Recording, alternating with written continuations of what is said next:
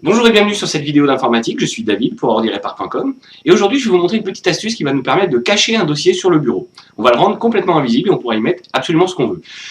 Pour cette astuce, je dois juste en préambule vous expliquer une toute petite chose, un petit peu la méthode qu'on va utiliser, c'est qu'on va utiliser ce qu'on appelle des codes ASCII. Alors ASCII, A-S-C-I-I, ce qui veut simplement dire American Standard Code for Information Interchange, donc ça veut dire tout simplement en français code américain normalisé pour l'échange d'informations. C'est pas très important de le connaître par cœur, mais voilà, c'est simplement ce que ça veut dire. Et ce type de codage va simplement permettre de symboliser par des nombres tous les caractères que vous voyez à l'écran. Les chiffres, les lettres, les parenthèses, les virgules, les points d'exclamation, etc. Tous les symboles sont représentés comme ça. Ils sont représentés sur un octet, c'est-à-dire qu'il y a 256 valeurs possibles, représentant donc 256 caractères possibles. Certains sont affichables, certains ne le sont pas. Et par exemple, quand vous appuyez sur une touche de votre clavier, certains codes vont être envoyés. Par exemple, la touche espace de votre clavier va renvoyer le code 32. La touche A majuscule va renvoyer le code 65. Il y aura donc un code pour chaque symbole. En revanche, tous les symboles ne sont pas représentés sur votre clavier. Il n'y a que 102 touches sur votre clavier en moyenne. Il y a 256 codes, comme je vous l'ai dit.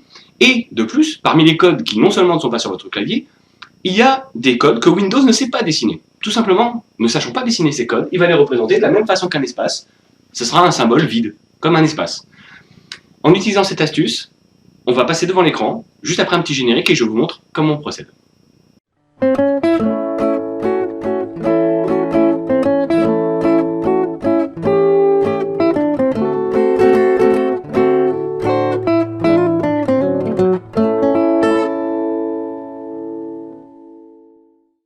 Nous voilà à présent devant l'ordinateur et on va pouvoir, comme je vous l'ai dit en introduction, créer un dossier qu'on va rendre complètement invisible sur le bureau de Windows.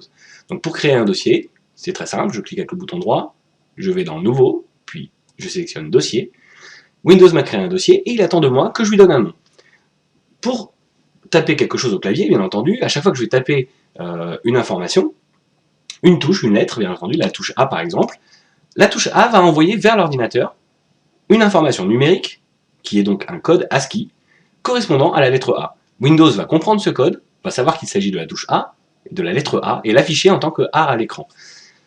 Je peux simuler des appuis sur les touches, sur le clavier, en envoyant moi-même le code ASCII que je souhaite envoyer par une combinaison, c'est-à-dire en maintenant la touche Alt du clavier enfoncée. Si je tape par exemple 65, j'envoie le code ASCII 65 vers l'ordinateur et donc vers Windows. Le code ASCII 65 correspond à la lettre A majuscule, comme je vous l'ai dit dans l'introduction. Imaginons maintenant que je lui envoie un code ASCII qui ne correspond à aucune des touches du clavier, et qui plus est un code que Windows ne sait pas afficher. Bien, ce code-là, enfin il y a l'un de ces codes qui existent, ce code en question va être le code 0160. Donc je vais maintenir la touche Alt enfoncée et taper 0160, donc 0160, et en relâchant la touche Alt, ce code a été envoyé à Windows, Windows l'a compris, et il a affiché le symbole correspondant. Malheureusement, c'est un symbole que lui ne sait pas dessiner.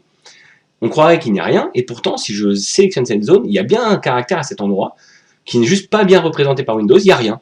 On croirait qu'il n'y a rien. Donc si je clique en dehors de cette icône, je vois tout de suite que j'ai un dossier, et visiblement, il n'y a pas de nom, et pourtant, il y a quand même un symbole. C'est bien, ce n'est pas tout, on va continuer. Le but du jeu est de rendre ce dossier complètement invisible, alors on va cliquer avec le bouton droit sur l'icône, puis dans le menu contextuel, on va choisir Propriétés.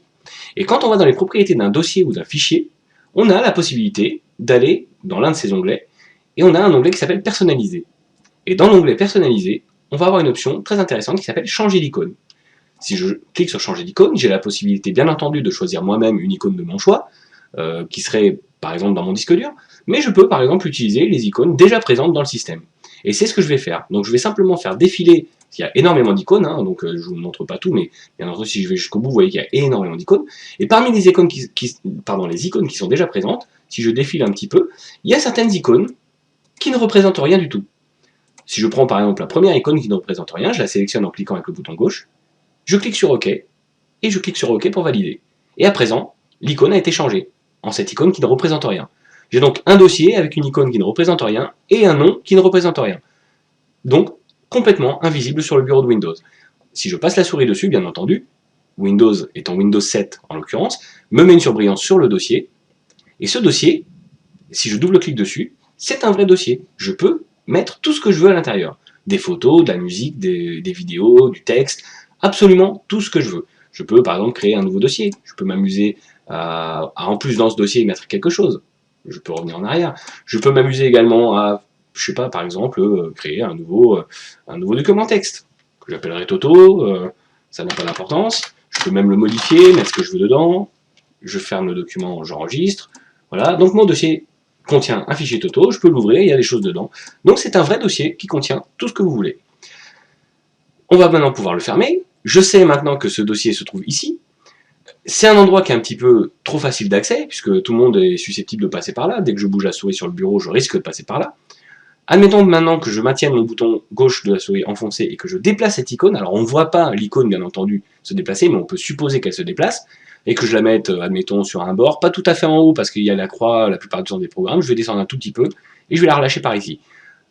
C'est-à-dire, pas tout à fait en haut, mais un tout petit peu plus bas. Et bien, à cet endroit, il y a très peu de chances que ce dossier soit trouvé par quelqu'un par hasard. C'est rare d'avoir la souris qui se balade vraiment précisément dans cette zone-là.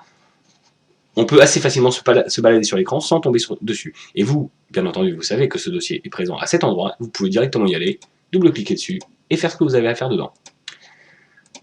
On se retrouve dans le monde réel pour une petite conclusion.